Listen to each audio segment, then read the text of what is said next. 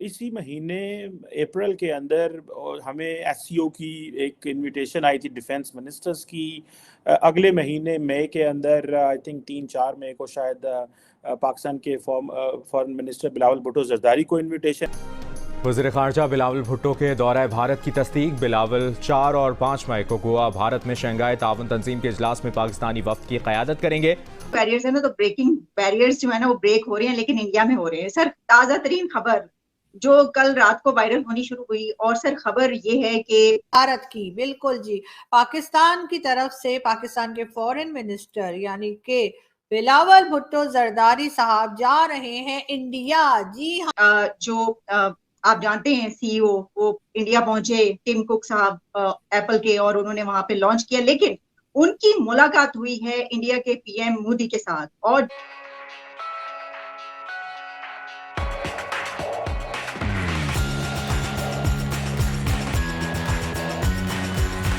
बिलावल साहब की तरफ से यानी कि फॉरेन ऑफिस की तरफ से अनाउंसमेंट आई है, और फॉरेन ऑफिस की तरफ से स्टेटमेंट आई है कि जी 4 और 5 मई को जो एससीओ की मीटिंग चल रही है गोवा में, इंडिया में, वहां पर बिलावल भुट्टो जरदारी भी जाएंगे, और उनके साथ जाहिर है कि उनके साथ एक डेलीगेशन होगा जो वहां पर शिरकत करेगा। अब बहुत से लोग, बहुत से दोस्त हमारे ट्विटर पे और ट्विटर के अलावा भी कह रहे हैं कि भाई हर जगह तो हिना रब्बानी खर को भेज देते हैं और यहाँ पर बिलावल को, ये क्या बात हुई? तो जी बात ये हुई कि हम मानते हैं कि हिना रब्बानी बहुत खूबसूरत हैं और उनके बैग भी बहुत अच्छे होते हैं, उनके सैंडल्स भी बहुत अच्छे होते हैं, लेकिन हो सकता है कि लास्ट मिनट पे वो चली भी जाए। अभी तो फिलहाल उनका नाम नहीं आया है, और कहा यही गया है कि बिलावल भुट्टो जरदारी जो हैं वो इंडिया में शिरकत करेंगे एससीओ की मीटिंग में। अब बड़ी अच्छी बात है और होना भी चाहिए, इसी तरीके से होना चाहिए। और मगर जाके बिलावल साहब को जो है थोड़ा सा अपनी जबान को कंट्रोल रखनी चाहिए और तमीज से बात करना चाहिए, एक डिप्लोमेटिक लैंग्वेज में बात करेंगे। उम्मीद है कि ऐसा ही होगा, क्योंकि लास्ट टाइम आप सब जानते ही हैं कि जो मोदी जी के बारे में उन्होंने स्टेटमेंट दी थी उसके बाद थोड़ा गड़बड़ हो गई थी, और ना सिर्फ भारत में बल्कि पाकिस्तान से भी लोगों ने उनको कहा था कि उन्होंने गलत किया है। और अच्छी बात यह है कि अगर वो जाकर इस सबक को सीखते हैं और दोबारा किसी किस्म की कोई सख्त बात नहीं करते या डिप्लोमेटिक लैंग्वेज इस्तेमाल करते हैं, अगर कोई शिकायत भी है तो उसी में बात करें तो बेहतर होगा। सबसे बड़ी बात यह कि जिस चीज के ऊपर मीटिंग है, जिस टॉपिक के ऊपर मीटिंग है, प्लीज सर उसी पे बात कीजिएगा, वहां जाके कश्मीर कश्मीर और कश्मीर करने मत लग जाइएगा। उसमें हमारे सिपा सलार ने बहुत कोशिश की। आपकी खबर ये थी, क्योंकि देखें वो तरक्कियों पे हैं, पैसों की टेक्नोलॉजी में, आप खैरात पे हैं, और आज से नहीं है 76 साल से है। ये पहला आपका मौका नहीं है। आपने 1947 से खैरात मांगनी शुरू कर दी थी। आपने 1947 से इस्लाम का इस्तेमाल शुरू कर दिया था। इस्लाम के नाम पर आपने वेस्ट को कहा था, अमेरिका को कहा था कि socialism is not aligned with इस्लाम, ये हमारे इस्लाम के लिए खतरनाक है, हमें पैसा दिया जाए, हम इसका एक्सपेंशन रोकेंगे। ये 1947 की गेम है।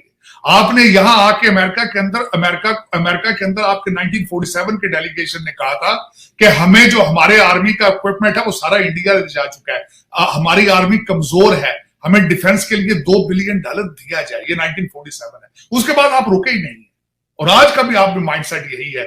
जब खैरात मांगने जाते हैं, लोन मांग कर आते हैं, तो फूलों की पत्तियां एयरपोर्ट के आपके वफद के ऊपर फेंकी जाती है।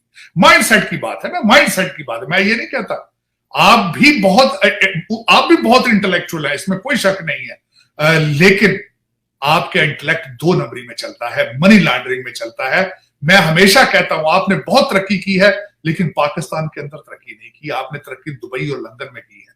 खान साहब ने भी खुद फरमाया अगले दिन अपने खिताब में कि दुबई में आप प्रॉपर्टी लेने में आपका टॉप 10 में नंबर है आपका, तो वो आपने फ्री तो नहीं ली ना, अपने मुल्क के कपड़े बेचकर अपने मुल्क को लूट के बनाया है। मैं बल्कि हमेशा कंपैरिजन ये करता हूं, आज 2 कंपैरिजन तो ये बताऊंगा आपको, आप जरा गौर करें। भारत के साथ आप हमेशा कंपैरिजन करते हैं, आप कहते हैं हम इक्वल हैं। इक्वल तो खैर आपको चाहिए इस चीज को छोड़ दें, यू आर नोवेयर। इक्वलेंस देखनी है तो मैं अगले दिन आपके पासपोर्ट का कंपैरिजन किया है, आपका पासपोर्ट की रेटिंग जो है पैलेस्टाइन से नीचे है, they are in state of war always, आप उनसे भी नीचे हैं। आप इस वक्त अफगानिस्तान से भी नीचे हैं। अब अपना मुकाबला अफगानिस्तान से किया करें, भारत के साथ ना किया करें।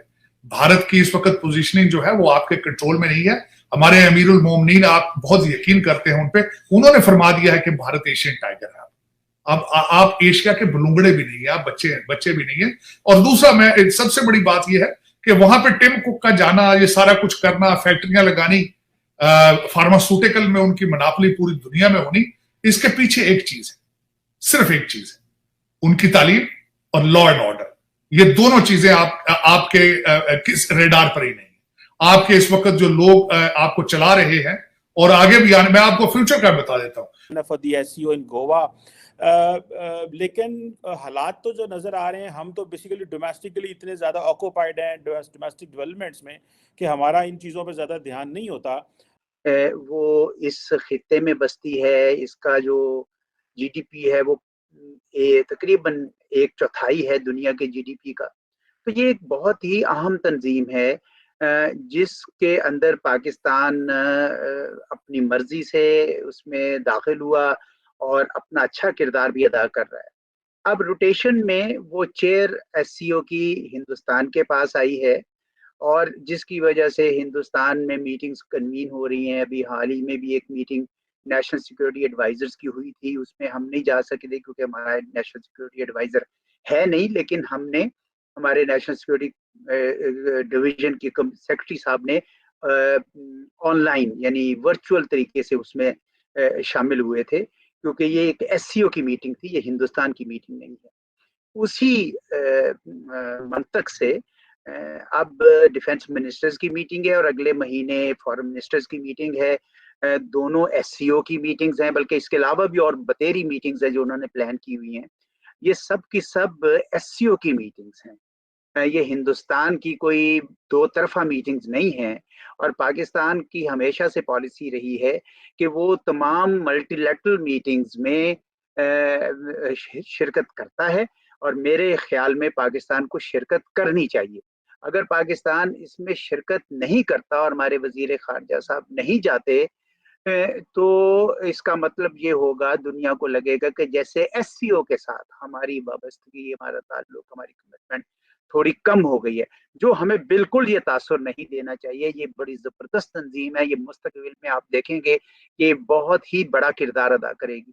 तो ऐसे में पाकिस्तान को ज़रूर शरीक होना चाहिए ताकि कोई मनफी किस्म के सिग्नल ना जाएं।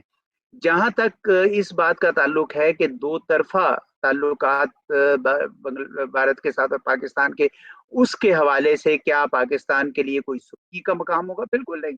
हम तो दो तरफा बुनियादों पर तो मुलाकात वहां पे शायद हो ही ना, और अगर हो भी तो भी पाकिस्तान को कोई मज़ायका नहीं होना चाहिए। उसकी वजह यह है कि पाकिस्तान की तो पॉलिसी ही ये रही है कि हम डायलॉग के लिए ओपन हैं, हमें कोई किसी किस्म का तामुल नहीं है, क्योंकि अमन होना चाहिए दोनों हमसायों के दरमियान। इस वक्त अगर कोई ताल्लुकात मुनक़ता हैं तो वो हिंदुस्तान की वजह से हैं। तो पाकिस्तान जब अगर वहां जाता है तो एससीओ में शरीक हो, लेकिन दो तरफा मामलात में आगे बढ़ने की कोई जरूरत नहीं है, क्योंकि हिंदुस्तान इस तैयार नहीं नजर आ रहा। हिंदुस्तान अपने एक एजेंडा पे चल रहा है जिसमें शायद वो लेना, लेकिन अगर वो ये समझें कि भाई दो तरफा बुनियादों पर भी इसमें कोई बातचीत होनी चाहिए, तो भाई मेरे ख्याल में पाकिस्तान को उससे इनकार नहीं करना चाहिए। खुद इनिशिएटिव लेने की जरूरत नहीं है, क्योंकि मामला और रुकावट सारी हिंदुस्तान की तरफ से है। एससीओ की तमाम मीटिंग्स में मेरे ख्याल में हमें शरीक होना चाहिए। और अगर किसी वजह से मुल्क के दाखिली हालात की वजह से, बिकॉज आजकल बड़ी सख्त तलातुम की कैफियत है, ना जा सकें तो वर्चुअली जरूर अटेंड करें, पर वैसे कोशिश करनी चाहिए कि फिजिकली अटेंड की जाए।